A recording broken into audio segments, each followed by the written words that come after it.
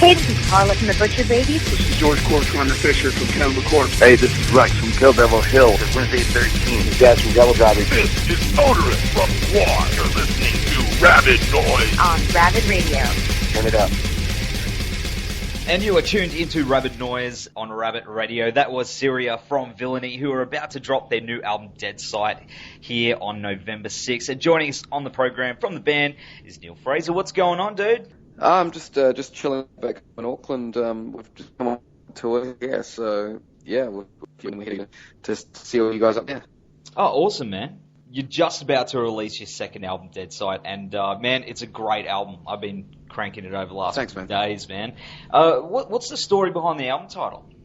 I mean, it's the name of, I think, is it like track 5? So there's a song on there called Dead Sight. Yeah, it's kind of a song about sort of like not being able to kind of see the wood for the trees, I guess, and you know, kind of going through life, you know, a little blind, and I don't really know where the line came from. That kind of gave me the idea for the Dead Sight concept, but it sort of, you know, it felt like a good way to kind of wrap up the record, and a lot of the songs in the record deal with kind of, you know, like the state of modern life and the state of kind of the way that we interact with the world, particularly like with media and, you know, via the internet and that sort of thing. It felt like the right kind of way to describe the entire sort of process. So is there more of a concept? You mentioned concept before.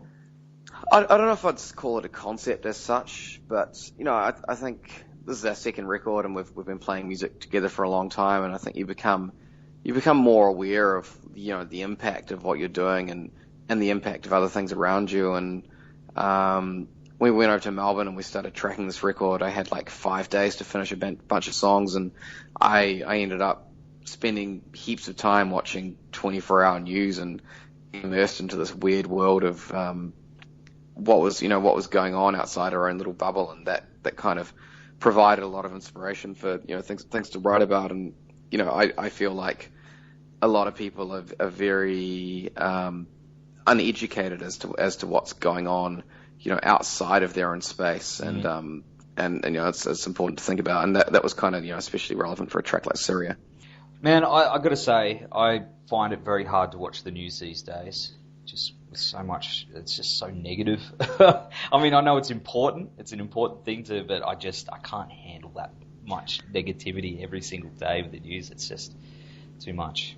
Yeah, I mean, the other interesting thing about it is a lot of the news is just total trash as well. So you've got that kind of element, you know, you've got like the Fox News vibe, which is just, you know, it's hilarious, but it's like the most irrelevant stuff in the world. And it's actually weird, like it's almost harder to find good information now with the internet than it was previously, because, you know, you have to become your own filter, which is, you know, which is a weird kind of way to look at things. You know, rather than being delivered something which has been kind of curated by somebody. Yeah, I don't know, man. My news feed's just all Star Wars. So well, dude, at least you've got something to look forward to in a few months' time, eh? That's it. I'm pretty damn excited. I know it's you could say it's switching off to the real issues, but yeah. You know, it's a real issue to me. Yeah, I watched the trailer for that today, and it looks awesome. Yeah, I've watched it about 30 times. I have I have a lot of faith in J.J. Abrams. That dude knows how to make a film. So yeah, I do too, man. I love it so much. But you know. But hey, this isn't about me and Star Wars. This is about you. Oh, it can be. When it comes to writing, do you guys jam it out in a room to get a feel for it, or do you take more of a studio demo approach, like a lot of dudes are doing these days, send them back and forward and so forth? With this record, most of it was pretty much worked out with the four of us in the room. I mean, sometimes, you know, like the genesis of the song would come from someone would have a riff, or I'd have like a chorus idea or something like that, but we'd just kind of pick that up and we'd start playing it together, and that would turn into, you know, just sort of morph itself into a song, you know, through maybe playing it like sometimes only a handful of times. Some other tracks we were playing for like 6 months, just trying out different approaches and kind of seeing where they end up. Not many bands do it that way anymore, hey? Yeah, I mean, I think maybe it's just we were quite lucky in that, you know, we tracked the record at the same time as we were kind of doing like the pre-production stuff, so a lot of the arrangement type work. So we had the time and the freedom to kind of to toy with arrangements and really try and find like the right version of the song. I'm a real believer in that, like, a good song can be played 50 different ways, and it's just finding the one that kind of clicks for that particular moment. And there's lots of songs on the record that could have sound tonally entirely different to how they ended up. It's just the way we approached them in the end. And it just come out brilliantly, man. Thank you. Just, you can tell how much work and heart has gone into it. And I just think people are just, obviously it's already over. It's already out over in New Zealand, right? Yeah. So it came out here, I think, just over a month ago now. Yeah. And I think we debuted like in the top 5, which was awesome. It's better than we've ever done. And it's been really cool playing the songs live as well, and kind of seeing like, the crowds evolve as the shows have sort of gone on, once people have become familiar with, the tonality of the music and just, getting into what we're doing. And I think there's going to be a lot of people who are going to dig that new album here. It's just, I can't say enough good things about it, really. I mean, I was cranking it all day at work today as well, and awesome. Because obviously, She Had are a massive band down here. I can see some little similarities there, so I just think, it's just this one's going to be the one that people really, it's going to break you guys massively.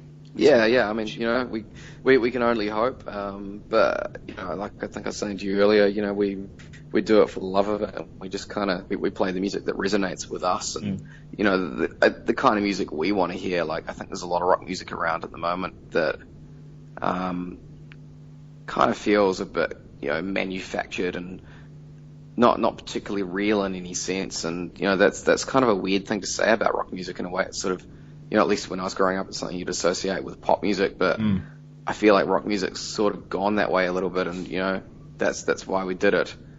That's why we tried to track it live, and we wrote it sort of in that fashion, because we wanted it to feel really organic and genuine, and we didn't spend a lot of time editing the performances or recutting things. It was just sort of like, that vibe is awesome, let's grab it, and we'd move on. You can definitely tell, man. It's not raw. I wouldn't say it's raw, but it's definitely got that feel behind it. It's you've done so well, man. I can't stop saying great things about it, dude. I really, really dig it.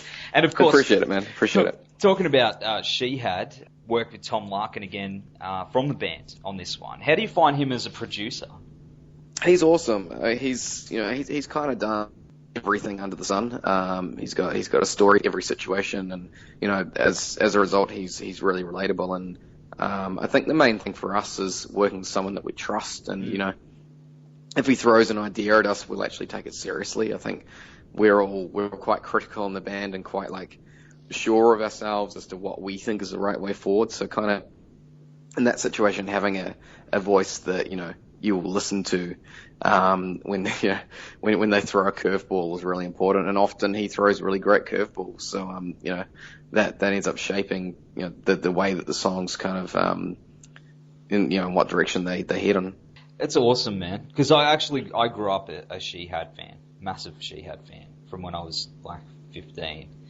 So I love hearing stories about how bands have worked with those guys, and how they've, had that, positive influence on them as well. Hey, you grew up being a She Had fan as well? Yeah. I mean, in New Zealand, that was sort of unavoidable. The thing with She Had was that they always had this like 5 o'clock slot at Big Day Out. So, they'd be wedged between. I think one year I saw like System of a Down in the rain, and like the crowd broke the barrier during System of a Down, and She Had came out and had to calm everyone down.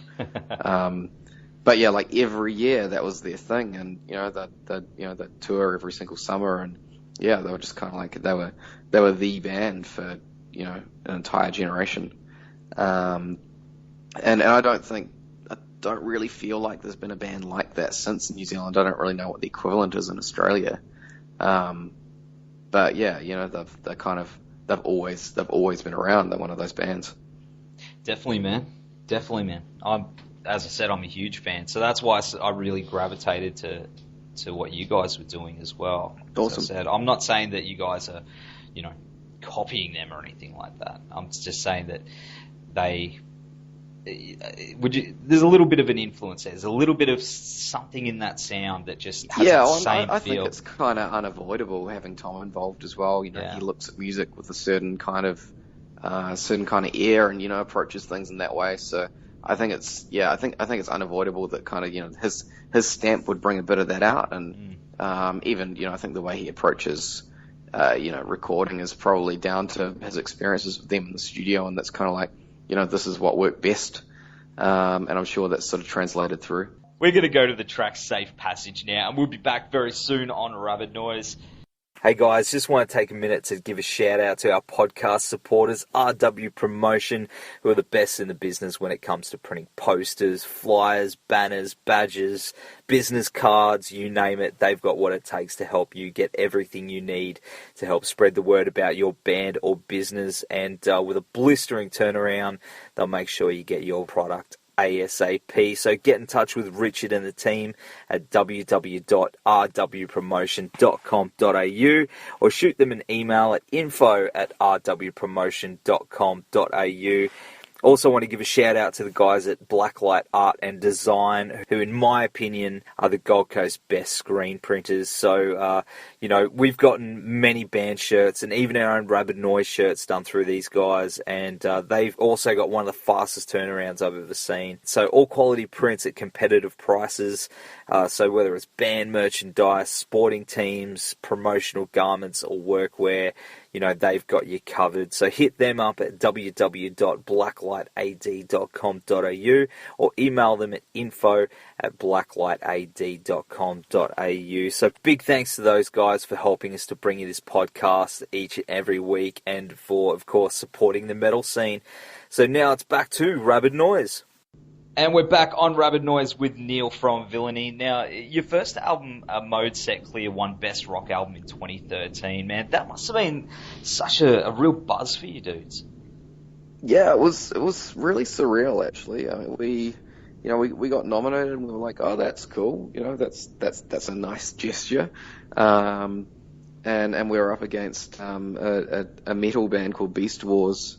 I think I played in Australia a few times, and the Datsuns, who have been around for years. So we were kind of like, Datsuns are probably going to take it out, but it's cool, and we're going to go along to the awards and drink their free piss, and just have a sweet night. And then we won the thing, and we were just kind of like, we were just floored that happened. But really flattered, and it's awesome to have done that on our first record as well, and kind of a good motivation to make a really decent second record. Did you find there was a lot of pressure there after that? Sorta. I mean, we wanted to do something quite different, so I guess I wasn't really drawing too many parallels between the two. It was just sort of, we wanted to make something, that had its own kind of sonic footprint and its own identity, and part of that was actually sort of trying to get away from Mode Set Clear and actively, become a different band, or at least a different version of the band that we were. And I think we managed to achieve doing that, which is cool. You mentioned before that we were talking about Big Day Out. You actually played Big Day Out, man. That's like a massive dream for so many bands. Even though then they cancelled it. I know. But no, I mean, that was cool. We snuck in there. I think it was the last one, and we played. In Auckland, they held it at a place called Western Springs, which is like this stadium that's been around since the 70s, and Bowie played there to like 80,000 people, and I think AC/DC had played there, and the Rolling Stones, and all these huge bands across generations. So they had it in there, and that in itself was a real buzz. It was an awesome site, and heaps of green space, and we were sharing the stage with like the Deftones, and I think Ghost played that stage as well. So it was just it was a really cool experience being, in that kind of international festival atmosphere. We haven't really, done that before. So to be kind of around those people and see that sort of machine working was really cool. That was always my biggest dream, man, when I was a young lad, to play Big Day Out. Yeah, I think Big Day Out kind of, it was the pinnacle of